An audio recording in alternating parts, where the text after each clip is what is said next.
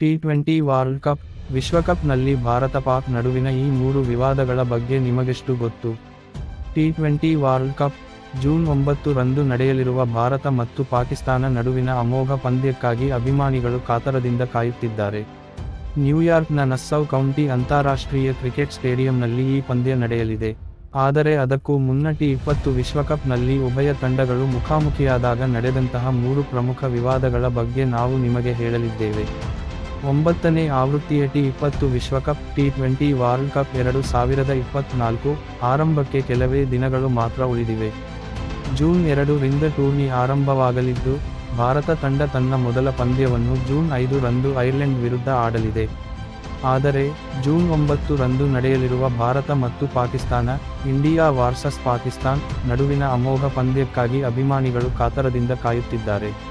ನ್ಯೂಯಾರ್ಕ್ನ ನಸ್ಸೌ county ಅಂತಾರಾಷ್ಟ್ರೀಯ cricket ಸ್ಟೇಡಿಯಂನಲ್ಲಿ ಈ ಪಂದ್ಯ ನಡೆಯಲಿದೆ. ಈಗಾಗಲೇ ಈ ಪಂದ್ಯದ ಟಿಕೆಟ್ ಬೆಲೆ ಲಕ್ಷಕ್ಕೆ ತಲುಪಿದೆ. ಆದರೆ ಅದಕ್ಕೂ ಮುನ್ನ ಟಿ20 ವಿಶ್ವಕಪ್ನಲ್ಲಿ ಉಭಯ ತಂಡಗಳು ಮುಖಾಮುಖಿಯಾದಾಗ ನಡೆದಂತಹ 3 ಪ್ರಮುಖ ವಿವಾದಗಳ ಕಾಂಟ್ರೋವರ್ಸೀಸ್ ಬಗ್ಗೆ ನಾವು ನಿಮಗೆ ಹೇಳಲಿದ್ದೇವೆ. ಪಠಾನ್ಕೋಟ್ ದಾಳಿ, ಬೇರೆಡೆಗೆ ಪಂದ್ಯ ಶಿಫ್ಟ್. 2016 ರಲ್ಲಿ ನಡೆದ ಟಿ20 ವಿಶ್ವಕಪ್ಗೆ ಭಾರತ ಆತಿಥ್ಯ ವಹಿಸಿತ್ತು. ಈ ಆವೃತ್ತಿಯಲ್ಲಿ ಭಾರತ ಮತ್ತು ಪಾಕಿಸ್ತಾನ ತಂಡಗಳು ಮಾರ್ಚ್ 19 ರಂದು ಧರ್ಮಶಾಲಾದಲ್ಲಿ ಮುಖಾಮುಖಿಯಾಗಬೇಕಿತ್ತು. ಆದರೆ, ಈ ಪಂದ್ಯಕ್ಕೂ ಮುನ್ನವೇ ವಿವಾದ ಭುಗಿಲೆದ್ದಿತ್ತು. ಭಾರತ ಹಾಗೂ ಪಾಕಿಸ್ತಾನ ನಡುವಿನ ಪಂದ್ಯದ ವಿರುದ್ಧ ಸ್ಥಳೀಯರು ಪ್ರತಿಭಟನೆ ಆರಂಭಿಸಿದ್ದರು.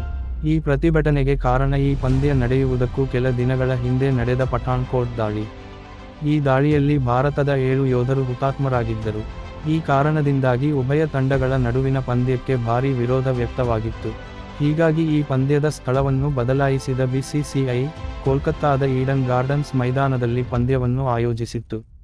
ಪಾಕಿಸ್ತಾನದಲ್ಲಿ ಪ್ರತಿಭಟನೆ. ಇನ್ನು ಅದೇ ವರ್ಷ ಅಂದರೆ 2016 ರ ಟಿ20 ವಿಶ್ವಕಪ್ನಲ್ಲಿ ಪಾಕಿಸ್ತಾನ ತಂಡ ಭಾರತದಲ್ಲಿ ಭಾರೀ ವಿರೋಧ ಎದುರಿಸಿತ್ತು. ಈ ಪ್ರತಿಭಟನೆಯನ್ನು ಅಂದಿನ ಪಾಕ್ ನಾಯಕ ಶಾಹಿದ್ ಅಫ್ರಿದಿ ಶಾಂತಗೊಳಿಸುವ ಸಲುವಾಗಿ ಪಾಕಿಸ್ತಾನದ ಜನರಿಗೆ ಭಾರತದಲ್ಲಿ ಹೆಚ್ಚು ಪ್ರೀತಿ ಸಿಗುತ್ತದೆ ಎಂದು ಪಂದ್ಯಕ್ಕೂ ಮುನ್ನ ಸುದ್ದಿಗೋಷ್ಠಿಯಲ್ಲಿ ಹೇಳಿದ್ದರು. ಅಫ್ರಿದಿಯ ಈ ಹೇಳಿಕೆ ಪಾಕಿಸ್ತಾನದಲ್ಲಿ ಸಂಚಲನ ಮೂಡಿಸಿತ್ತು.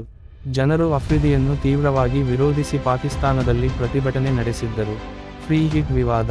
2022 ರ ಟಿ20 ವಿಶ್ವಕಪ್ನಲ್ಲಿ ಅಡಿಲೇಡ್ನಲ್ಲಿ ಭಾರತ ಮತ್ತು ಪಾಕಿಸ್ತಾನ ನಡುವೆ ಹಣಾಹಣಿ ನಡೆದಿತ್ತು. ಈ ಪಂದ್ಯದಲ್ಲಿ ವಿರಾಟ್ ಕೊಹ್ಲಿ ಆಡಿದ ಇನ್ನಿಂಗ್ಸ್ ಅನ್ನು ಯಾರೂ ಮರೆಯಲು ಸಾಧ್ಯವಿಲ್ಲ. ಸೋಲಿನಂಚಿನಲ್ಲಿದ್ದ ಟೀಮ್ ಇಂಡಿಯಾಗೆ ಭರ್ಜರಿ ಜಯ ತಂದುಕೊಟ್ಟ ಶ್ರೇಯ ಕೊಹ್ಲಿಗೆ ಸಂದಿತ್ತು.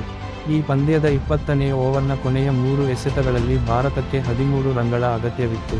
ಈ ವೇಳೆ spinner Mohammad Nawaz full toss bowl ಮಾಡಿದರು. ಈ ಎಸೆತವನ್ನು ವಿರಾಟ್ ಕೊಹ್ಲಿ ಸಿಕ್ಸರ್ಗಟ್ಟಿದ್ದರು.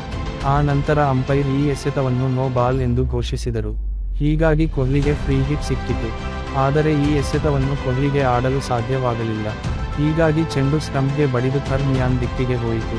ಇದನ್ನು ಗಮನಿಸಿದ ವಿರಾಟ್ ಮತ್ತು ದಿನೇಶ್ ಕಾರ್ತಿಕ್ ಈ ಫ್ರೀ ಹಿಟ್ ಎಸೆತದಲ್ಲಿ ಓಡುವ ಮೂಲಕ 3 ರನ್ ಕಲೆ ಹಾಕಿದ್ದರು. ಆದರೆ ಈ ವೇಳೆ ಅಂಪೈರ್ ಜೊತೆಗೆ ವಾಗ್ವಾದಕ್ಕಿಳಿದ ಪಾಕ್ ಆಟಗಾರರು, ಫ್ರೀ ಹಿಟ್ ಚೆಂಡು ಸ್ಟಂಪ್ಗೆ ಬಡಿದಿದೆ. ಹೀಗಾಗಿ ಇದನ್ನು ಡೆಡ್ ಬಾಲ್ ಎಂದು ಘೋಷಿಸಬೇಕು ಎಂದು ಮನವಿ ಇಟ್ಟಿದ್ದಲ್ಲದೆ, ಕೊಹ್ಲಿ ಕಾರ್ತಿಕ್ ರನ್ನಿಂಗ್ ಮೂಲಕ ಕಲೆಹಾಕಿದ 3 ರನ್ಗಳನ್ನು ಅಮಾನ್ಯವೆಂದು ಘೋಷಿಸಬೇಕು ಎಂದು ಪಟ್ಟು ಹಿಡಿದರು.